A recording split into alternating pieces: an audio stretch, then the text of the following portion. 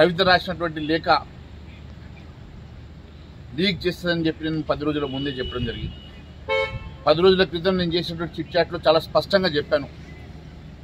టీఆర్ఎస్లో 4 స్తంభాల ఆట నడుస్తుందని,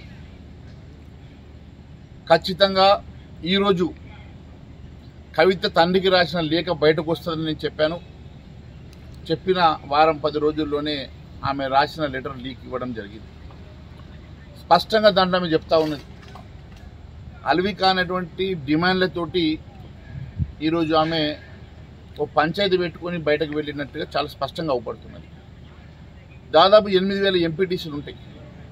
8,000 ఎంపీటీసీలు హైకమాండ్ కాకుండా ఇన్ఛార్జ్లకు ఇస్తారు అని ఆమె చెప్పినప్పుడే అర్థమవుతా ఉన్నది ఆమె ఈ పార్టీలో ఆమెకు ఆల్రెడీ పొగబెట్టారని, ఆమెను బయటకు పంపిస్తున్నారని, ఆమె బయటకు పోవడానికి సిద్ధమైందని, బయటకు పోయి ఆమె దుకాణం ఆమె పెట్టుకుంటుందని చాలా స్పష్టంగా ఆ లెటర్లో చెప్పడం జరిగింది.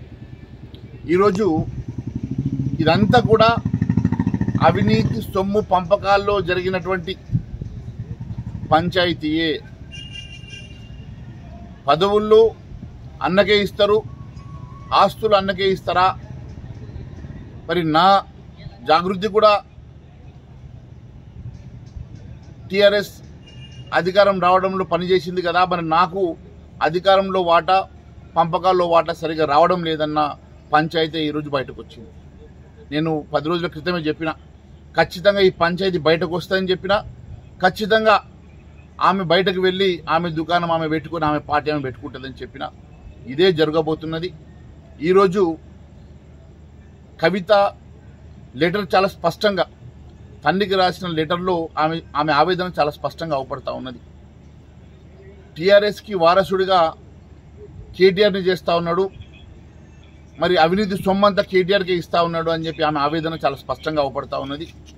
ఖచ్చితంగా రేపు జరగబోయేటువంటి ఈమె బయటకు వెళ్ళిన తర్వాత మళ్ళీ అతి త్వరలో ఇంకొక ప్రకంపనం కూడా టీఆర్ఎస్ జరగబోతుంది. మరి 4 స్తంభాల ఆటలో ఈరోజు ఒక స్తంభం బయటకు వచ్చింది.